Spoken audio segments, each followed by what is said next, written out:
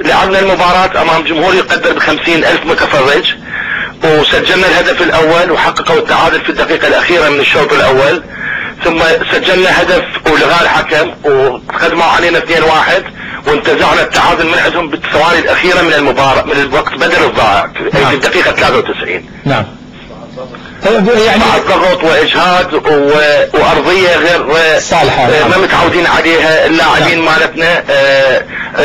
استطاع لاعبونا الذين هم ابطال بحق وثبتوا انهم فعلا ما قدموه في اسياد اسيا انه ليس كان ضربة حظ او مجال او يعني مثل ما يقولون صدفة او مصادفة او فشي، لكن فعلا انهم اثبتوا للجمهور العراقي وللشعب العراقي ان هؤلاء اللاعبين هم ابطال. يا سداد، انت حقيقة يعني عنصر فعال من خلال مهامك التي تشرفت بها من خلال ترأسك لعدة وفود عراقية، وبالتأكيد يعني استغليت هذه الخبرة لصالح الفريق الأولمبي العراقي الذي واجه عراقي الكثيرة في سبيل الوصول إلى كوريا الشمالية، ومنها الوصول قبل يوم واحد من مباراة أمام كوريا الشمالية. يعني كيف تم القضاء أو تسهيل هذه المهمة التي واجهت صعوبات الفريق الأولمبي؟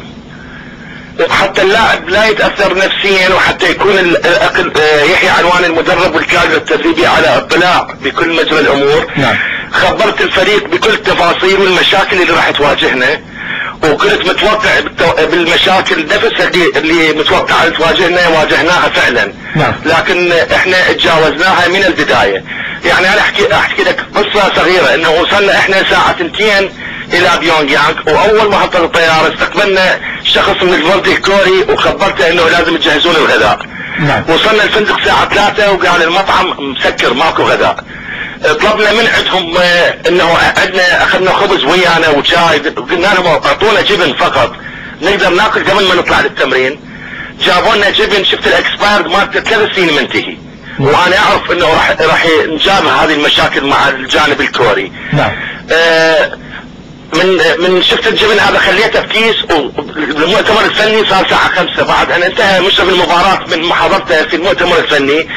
طلعت من الكيس علب الجبن وراويته للحكام وراويته للمشرف وراويته للاتحاد الكوري بشخص امين السر مالتهم. ووجهت سؤالي الى المشرف والى الحكام انه هم اجوا ويانا في نفس الطائرة لكن سكنوا في غير فندق. قلت لهم انتم تغديتوا ولا ما تغديتوا؟ قالوا هي تغدينا. انتم ليش انتم تغدون احنا ما نتغدى؟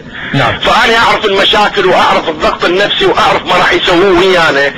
والحمد لله والشكر تجاوزناها، والاداريين اللي ويانا قاموا بالواجب وكانوا وكل الايام قضيناها انه ناكل تمن ونطبخ مرقه اما بقيته، حتى الحمص طقعناه وسويناه مرقه واكلناه. مشاكل كبيره تجاوزنا هذه الامور، وكانوا اللاعبين يحسون صعوبه اللي دنجابه، لكن التحدي صار عندهم اكثر والاصرار اكثر. الحمد لله. قدموا هذه المباراه وخرجوا بهذه المباراه. نعم، يعني نجدد لك التهاني على هذه النقطه الكبيره التي حققتها اقدام الشباب العراقي المتمثله بالاولمبي، وانتم مثلما تحدث السيد سداد المطير انكم حرمتم الخصم من 3 نقاط، وبالتالي ان العراق سيلعب في مباراه الاياب في عمان. التعادل السلبي سيكفي للقضاء على امال وتطلعات الفريق الكوري الشمالي. نتحدث عن هذه المباراه الصعبه بالنسبه لحسابات يحيى علوان. والله بالحقيقه يعني احنا كان تحدي كبير وصعوبات كبيره بالنسبه لنا. وطبعا حسب ما يعني تكلم الاخ الاستاذ سداد المطير حول الوضعيه والظروف اللي مرينا بها والصعاب اللي ذللت طبعا بحضوره معانا، لانه هو صاحب تجربه بهذا المجال، وايضا بالنسبه حتى مساله العلاقات والاتصالات، يعني كل هذه الصعوبات كلش كبيره، واستطاع ان يسهل الامور للفريق الاولمبي. وكانت طبعا سفره رغم صعوبتها لكنها كانت ناجحه، مثلت بنجاح الكادر الفني والاداري، وايضا على رئيس الوفد اللي مثل سداد المطير طبعا، واحنا نشكره على ما قدمه للفريق خلال هذه الفتره.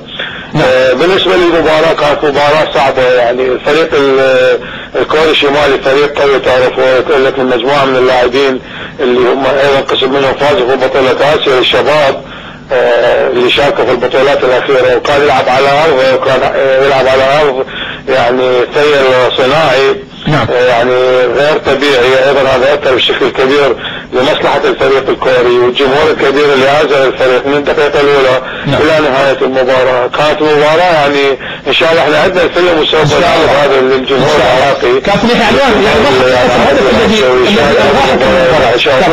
كم هذه المباراة كانت صعبة وكم هذه المباراة كانت قوية وكيف تألق اللاعبين العراقيين بشكل متميز واستطعنا يعني انه نسجل 3 اهداف وعلى الاهداف لغاء الحكم.